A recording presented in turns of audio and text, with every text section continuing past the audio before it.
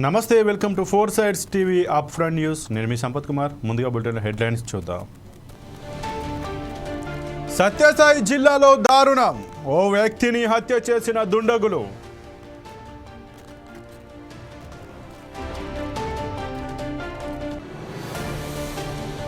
యాదాద్రిలో miss world సందడి, స్వామివారిని దర్శించుకున్న క్రిస్టినా.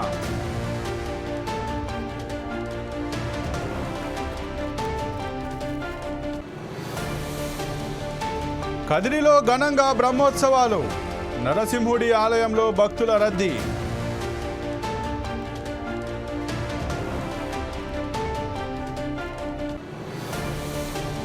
సురక్షితంగా భూమిపైకి చేరిన క్రూ డ్రాగన్, 9 నెలల పాటు అంతరిక్షంలో గడిపిన సునీత.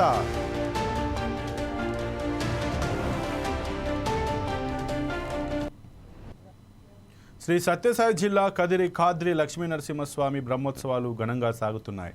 ఇందులో భాగంగా స్వామివారికి ప్రజా గరుడ సేవ నిర్వహించారు. తొలుత ఆలయ అర్చకుల వేద మంత్రోచ్చరణల నడుమ ప్రత్యేక పూజలు జరిపారు. అనంతరం బాల గరుడ వాహనంపై తిరుమాడ వీధుల్లో స్వామివారు విహరించారు. పట్టణ వీధులన్నీ గోవింద నామస్మరణలతో హోరెత్తాయి. ఈ సందర్భంగా ఆలయ ఆవరణలో చిన్నారులు చేసిన నృత్యాలు భక్తులను అలరించాయి.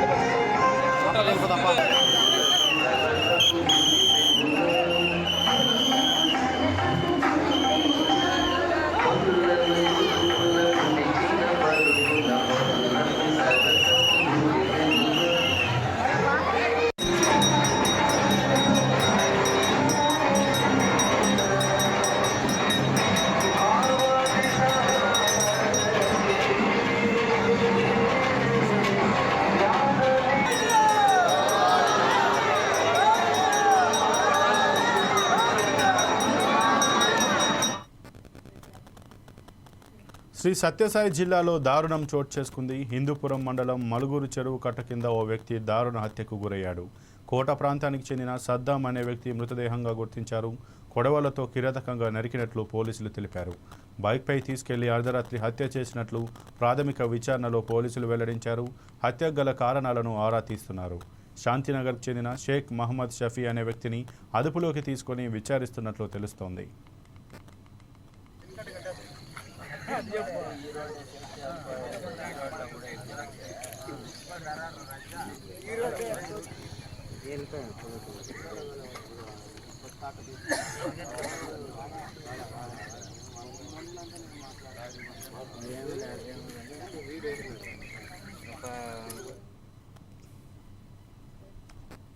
బీసీలకు విద్యా ఉద్యోగాలు, స్థానిక సంస్థల ఎన్నికల్లో 42% రిజర్వేషన్లు కల్పిస్తామన్న హామీని స్వాగతిస్తున్నామని బీసీ మహాసభ రాష్ట్ర అధ్యక్షులు మెట్టుకాడి శ్రీనివాస్ ముదిరాజ్ తెలిపారు.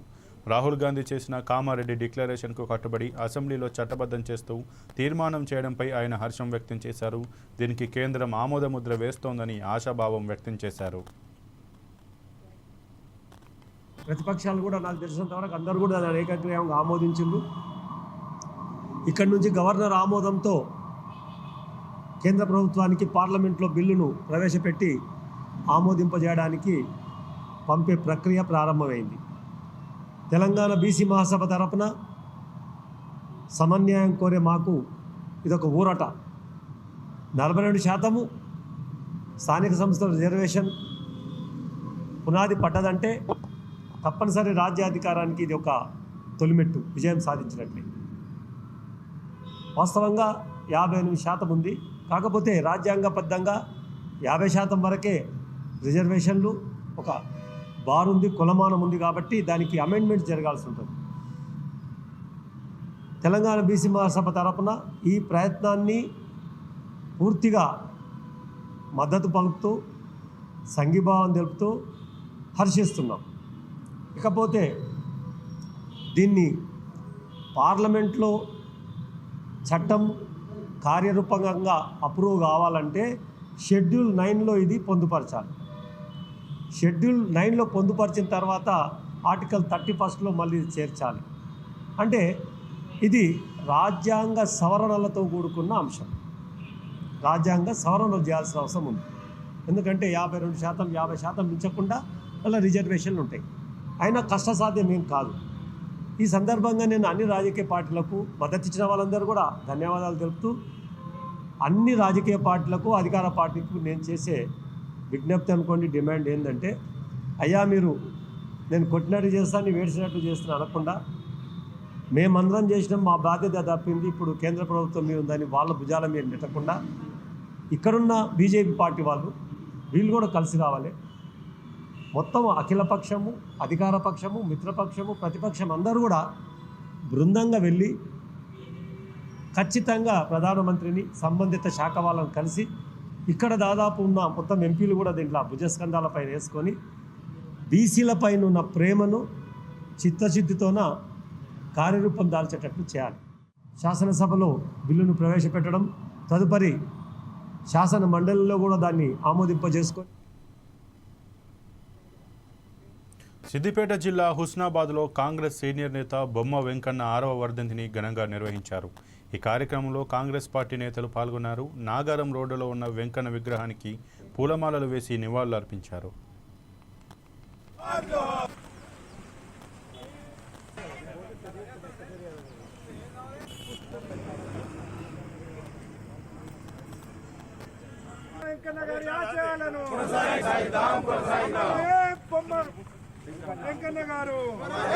రెండో ఎమ్మెల్యే, తర్వాత ప్రవీణ్ రెడ్డి సాబ్ 3వ కాంగ్రెస్ ఎమ్మెల్యే, ఇలా పొన్న బ్లాకర్ ఉన్న 4వ కాంగ్రెస్ ఎమ్మెల్యే.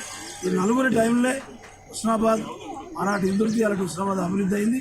ప్రత్యేకంగా చెప్పాలంటే నిన్ననే మనం చూసినాం, 72-73 ఏళ్ళ తర్వాత ఈ ప్రాంతం మన మంత్రివర్గంలో రావటం, మన ప్రభాకర్ అన్న బీసీ మంత్రి అవటం, తర్వాత ట్రాన్స్పోర్ట్ మినిస్టర్ అవటం, వారి నాయకత్వంలో బీసీ బిల్లు పెట్టడం, అది ఒక చరిత్రాత్మకమైన బిల్లు. ఇవాళ పార్లమెంటులో దాన్ని పాస్ చేసుకుంటే తమిళనాడు తర్వాత 60-70% రిజర్వేషన్లు మన దేశంలో ఉండేటువంటి రాహుల్ గాంధీ ఏదైతే కోరుకుంటా ఉన్నాడో ఆయన స్వప్న ఇవాళ భారతదేశంలో ఉండే ప్రజలందరికీ ఉపయోగపడేటువంటి పరిస్థితి వచ్చింది. ఇవాళ బొమ్మెకన్న గారు ఉంటే చాలా ఆనందపడుతుండే. బొమ్మెకన్న గారు ముందే ఇవన్నీ ఆలోచించి ఎన్నో కార్యక్రమాలు చేసిండు. ప్రతి పార్టీలో ఆయన అభిమానులు ఉన్నారు, ఆయన శిష్యులు ఉన్నారు. మేమంతా కూడా ఆయనతో చాలా దగ్గరగా పనిచేసినాం. కాబట్టి గెలుపు ఓటమిలు కాదు, ప్రాంతాభివృద్ధి, ప్రజలాభివృద్ధి, ఇక్కడ ఉండేటువంటి సౌకర్యాలు ఇవన్నీ చూడాల్సిన బాధ్యత తను చెప్పిండు. కాబట్టి అందరూ అన్ని పార్టీలు కూడా వచ్చిపోతా ఉన్నారు. 10 సంవత్సరాలు కూడా మనం ప్రాజెక్టు నిండుకోలేకపోయింది. ఇప్పుడు మనకు మరి మంత్రివారికి కూడా వచ్చి దానికి కూడా మళ్ళీ కోట్లు తీసుకురావడం జరిగింది. ప్రాజెక్టు నిండడం, దానికి ప్రతి విలేజ్ కి కూడా మన హుస్నాబాద్ లా పోస్ట్ మార్టం అంటే హుజరాబాద్ పోయేటోళ్ళం, అటువంటిది హుస్నాబాద్ లో పోస్ట్ మార్టం రూమ్ కూడా తీసుకురావడం అయింది. డిగ్రీ కాలేజీ, పాలిటెక్నిక్ కాలేజీలు, అసలు బొమ్మ వెంకన్న ఒక 300 కాపు బిడ్డ కాకుండా ప్రతి కుల సంఘాలకు అన్నిటికీ అతిథిగా పనిచేసిన బొమ్మ వెంకన్న గారికి ఆయన మన మధ్యలో లేనందుకు చాలా బాధాకరం. ఇవాళ వాళ్ళ కొడుకు కూడా మనకు అందుబాటులో ఉండడం, అది కూడా సంతోషం. ఈ రోజు ఆయన లేడు అనేది ఒక బాధ తెలుసుకుంటూ ఈ రోజు ఆయన విగ్రహానికి పూలమాల వేసి ముగించుకోవడం. మెట్ట ప్రాంతమైన ఇందుర్తి ప్రాంతం రైతాంగం కోసానికి ఇక్కడ 6 నిమిషాలు కృషి చేసి ఒక పర్యాయం శాసనసభ్యుడిగా ప్రజల సేవలు పొంది మరి వారు ఈరోజు మరి వారి వర్ధంతి కార్యక్రమం చేసుకోవడం, మరి ఈ ప్రాంతంలో ప్రతినిత్యం పేద ప్రజలకు. యాదగిరిగుట్ట శ్రీ లక్ష్మీ నరసింహస్వామి వారి దేవాలయాన్ని మిస్ వరల్డ్ విజేత క్రిస్టినా దర్శించుకున్నారు. Miss world 2025 pre event press కాన్ఫరెన్స్లో భాగంగా హైదరాబాద్ చేరుకున్న క్రిస్టినా తెలంగాణ పర్యటన సందర్భంగా యాదగిరిగుట్ట ఆలయాన్ని దర్శించుకున్నారు.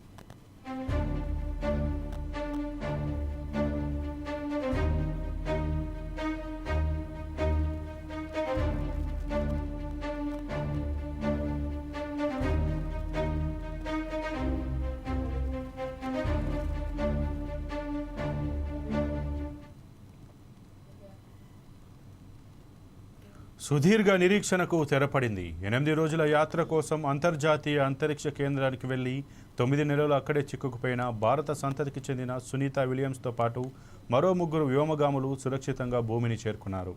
మంగళవారం ఐఎస్ఎస్ నుంచి స్పేస్ ఎక్స్కి చెందిన క్రూ డ్రాగన్ వ్యోమనౌకలో భూమి దిశగా పయనం ప్రారంభించిన సునీత బృందం 17 గంటల పాటు పయనించి ఫ్లోరిడా తీరంలోని సముద్ర జలాల్లో సురక్షితంగా దిగింది. నాసా సిబ్బంది దానిని బయటకు తీసుకురానున్నారు. అక్కడి నుంచి వ్యోమగాములను హ్యూస్టన్లోని జాన్సన్ స్పేస్ సెంటర్కు తరలించారు.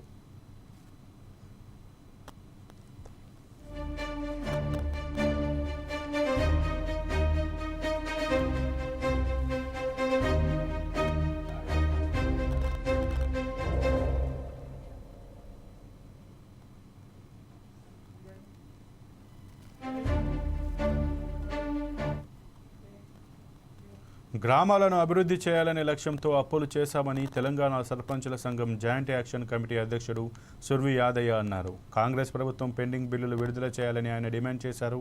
తనను అర్ధరాత్రి పూట అల్లందేవి చెరువులో అరెస్ట్ చేసి సంస్థాన్ నారాయణపురం పోలీస్ స్టేషన్లో కూర్చోబెట్టడంపై ఆగ్రహం వ్యక్తం చేశారు.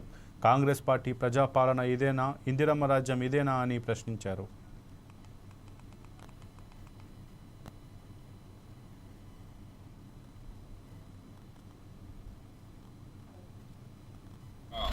అసెంబ్లీ దగ్గరికి పోయి మంత్రులకు ఎమ్మెల్యేలకు వినతిపత్రాలు ఇచ్చి వారి ద్వారా మా సమస్యను పరిష్కరించేటందుకు మేము వెళితే అక్కడ మమ్మల్ని తీవ్రవాదుల్లాగా ఒక దొంగల్లాగా పోలీసులు అరెస్ట్ చేసి గోషామైల్ దగ్గర పిఎస్లోకి అరెస్ట్ చేసి అక్కడ నిర్బంధించింది.